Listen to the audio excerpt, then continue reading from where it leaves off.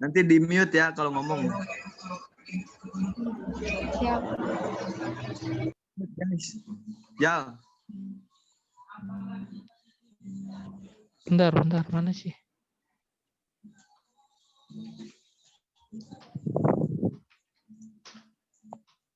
Mute. Alah. Mute. Udah di record belum? Udah ya? Udah. Ya, mute.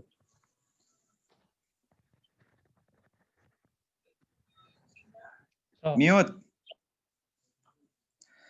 Bismillahirrahmanirrahim. Assalamualaikum warahmatullahi wabarakatuh. Saya ucapkan terima kasih kepada dosen pembimbing mata kuliah kurikulum dan pendidikan Bapak Rizky Hikmawan SPD MPD yang telah memberikan kesempatan waktu untuk mempresentasikan hasil dari kelompok kami. Selain itu, kami ucapkan terima kasih kepada teman-teman semua yang telah memperhatikan jalannya dan memberikan waktu dan tempat kepada kelompok kami agar mempresentasikan yang akan berjudul Inovasi Pembelajaran IPE atau yang disingkat Inovasi Produktif dan Efektif.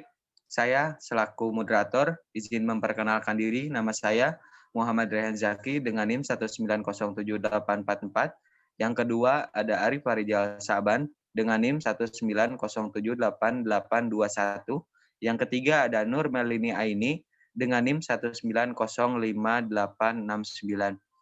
Ya, baik. Untuk mempersingkat waktu, kami persilahkan kepada Saudara Ari Farijal Saban untuk menjelaskan penjelasan materi tentang fenomena kasus. Kami persilahkan.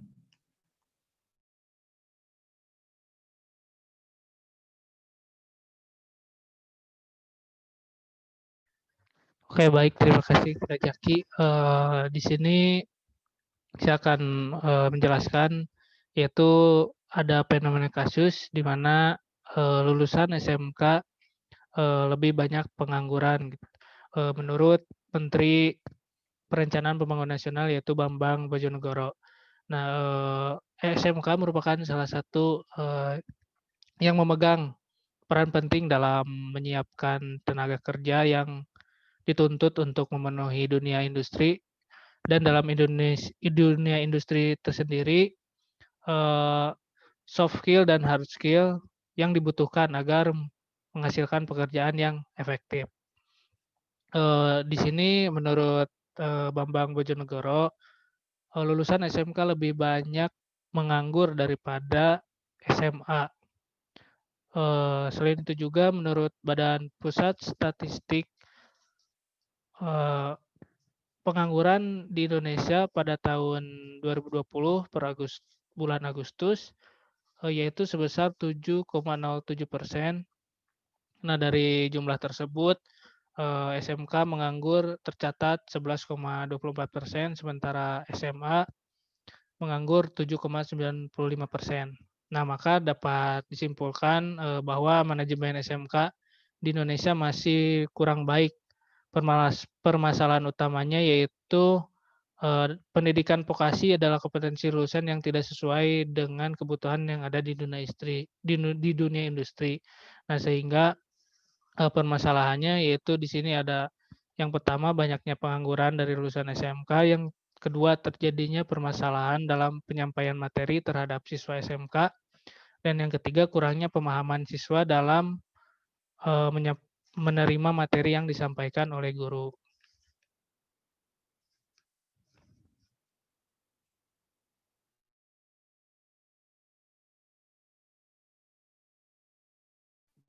Ya, baik. Terima kasih saya ucapkan kepada Saudara Ari Farijal Saban yang telah memaparkan fenomena kasus. Selanjutnya latar belakang yang kelompok kami ambil yaitu faktor yang mempengaruhi keberhasilan siswa diantaranya berasal dari diri sendiri, peserta didik, dan guru sebagai pendidik. Sekarang banyak kritik yang ditunjukkan pada cara guru mengajar yang terlalu menekan pada penguasaan konsep pembelajaran. Siswa banyak dibekali materi tetapi tidak bisa menuangkan konsep terhadap suatu masalah. Dalam hal ini, guru harus dapat memaksimalkan segala sumber daya dengan baik dan efektif, serta tidak meninggalkan hakikat pendidikan itu sendiri, sehingga tidak memberatkan kepada siswa. Ya, baik. Next.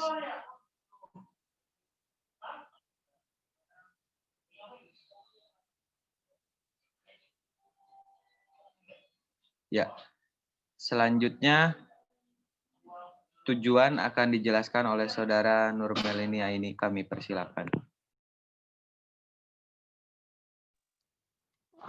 Maaf Jak, ini saya mau menjelaskan. Baik, saya akan menjelaskan tujuan dari artikel ini, penelitian ini. Yang pertama yaitu mengidentifikasi keefektifan perencanaan model pembelajaran IPE, yaitu inovatif, produktif, dan efektif. Di sini jadi kita melakukan penelitian yaitu cara inovasi model pembelajaran dengan menggunakan IPE, yaitu inovatif, produktif, efektif, yaitu nanti bagaimana apakah model pembelajaran ini apakah berjalan dengan baik atau tidak. Yang kedua, ada program Teaching Factory. Nah, di sini kita mengacu kepada program Teaching Factory, yaitu di mana lulusan SMK dituntut untuk ke dunia industri dengan standar yang ditentukan oleh industri. Yang ketiga yaitu kompetensi lulusan yang dibutuhkan saat ini di dalam dunia industri. Yang terakhir mempersiapkan siswa SMK untuk terjun ke dunia industri. Nah, di sini dengan adanya model pembelajaran IPE ini, semoga dengan ada model pembelajaran ini, siswa dapat terjun ke dunia industri dan tidak ada hambatan lagi, sehingga siswa SMK dapat melakukan dapat bekerja di dunia industri. Terima kasih. Ya. Ya, terima kasih kepada Saudara Ari Parijal Saban. Mohon maaf, tadi ada kesalahan teknis. Ya, next.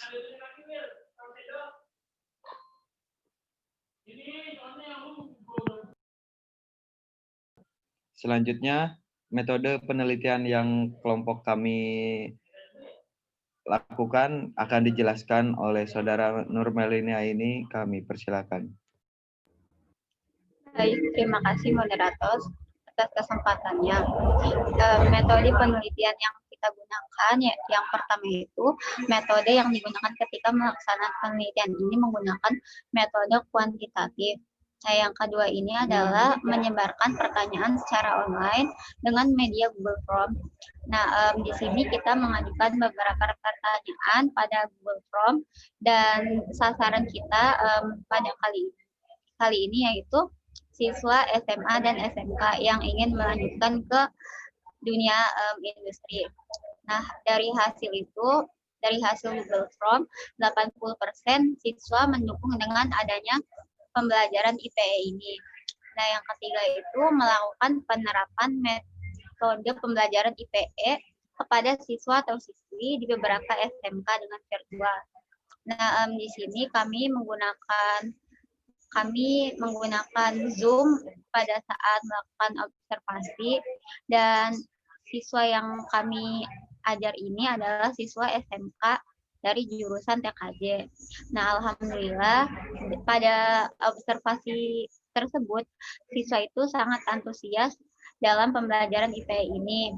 Dan siswa itu sangat berharap pembelajaran IPE ini dapat diterapkan pada sekolahnya. Yang keempat yaitu melakukan observasi kepada beberapa industri untuk mengetahui lulusan tersebut.